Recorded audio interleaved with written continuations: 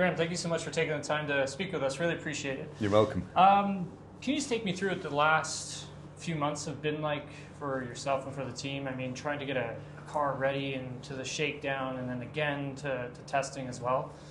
Well, very busy, for everybody in the team.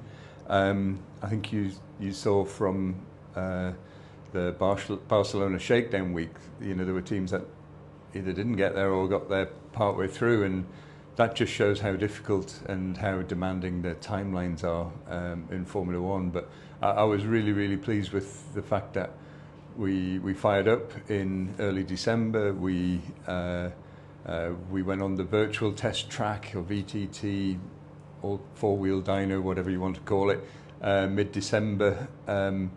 Again, maybe slightly ahead of some of the other teams, and then we shoot down bang on target in Silverstone, and then we joined all the other teams for the shakedown week in Barcelona. That's all pretty easy to say, but incredibly difficult to do. To achieve that requires tens of thousands of components to be in the right place at the right time, to pass all the homologation tests from the FIA, and it's just an enormous task. And we're doing that at the same time we're hiring people, building the factories in which we're doing a lot of these activities. So, in one word, since we last spoke, it's been busy. Yeah, I remember you were saying you had a countdown clock inside the factory, and it was like counting down to Melbourne. Is it still going? Like yeah. We have one in every room, counting down to FP1. In fact, I've got it on the lock screen of my phone. So it's 14 days today. We've got a few more hours of running here. Obviously, the regulations in Formula One mandate that you can only ever test one car at a time. So in a few hours' time, we pack up, we go to Melbourne, and the next time we roll out with two cars for the first time ever for the Cadillac Formula One team. So it's quite a challenge. Were there any hiccups sort of along the way? I mean, it's a massive undertaking that you and the whole team have taken on here. Were there any issues along the way, and can you give us some description of how you solved them? Yeah, less issues, more just challenges. There's challenges all the time along the way. Formula One is the pinnacle of world motorsport. It's incredibly difficult. I can't really state how much of a challenge it is, for not just for us, but for all of the teams, but in particular for a team that's coming in fresh. So we've had to solve a lot of problems, but that's normal. That's normal in Formula One. Teams generally are very good at problem solving, and so we've had our fair share of challenges, but nothing that's really, nothing that's derailed our trajectory at all. And I think we've had a really productive time here in Bahrain, learning about the car. Yes, we've missed some track time, as all the teams have when problems occur. But a lot of these problems they're not systemic. There might be data issues or telemetry problems or something like that. Some software needs reprogramming or whatever. But nothing fundamentally wrong with the car. And also, it's not just the car that's new for us as a new team. It's every single thing that we have. Everything. The seat that you're sitting on, it's the first time it's been used, and then it goes back into sea freight, and all the items here, these were all put in sea freight in November of last year, and we only got the entry in March.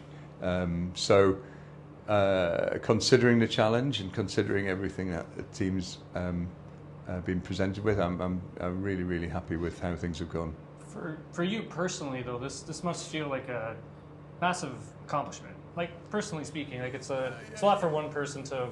Granted, you have a team around you, right? And granted, you are taking care of all of that team and everything, but you are sort of the point person that everyone kind of has to look up to.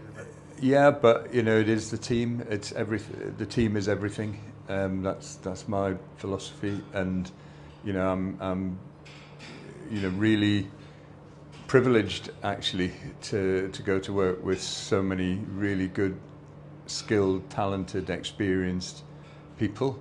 Formula One is a team game. It's all about the people, and one of the things I'm very, very happy about is the sheer quality of the people who chose to join our team, and many of them joined before we had the entry. So it was a show of faith on their side, and what they have achieved is it really is remarkable. And I'm in a fantastic position to watch it all. I get the best seat in the house. I see it all happen, everything, and it's been an absolute pleasure to see everybody at work. And it's been a lot of hard work, a lot of late nights, a lot of all nights. So yeah, this one's very much for everybody in the team. And just wanted to talk about the drivers a little bit with Sergio and Valtteri. I mean, obviously both of them have so much experience, and I'm sure you will be leaning on them for that experience. But what outside of that have you seen from them? Like, what have they brought to the table so far? I think the key thing, which was so obvious from actually day one of the shakedown, or even before that, is just we hired guys who are very fast. 16 Grand Prix wins between them, over 100 podiums between them. These guys know how to drive a race car. But the main thing that struck me was just how, from day one, we just got instant, high quality, accurate feedback, because they're not learning. They're learning the car, but they're not learning Formula One or how to interact with engineers or anything else like that. And so it was like a switch, just instant, accurate feedback. And so from the very first time the race car turned a wheel, it just felt, from this point onwards, we're making more progress. And I think that very much vindicated the choice of getting people who just really know what they're doing.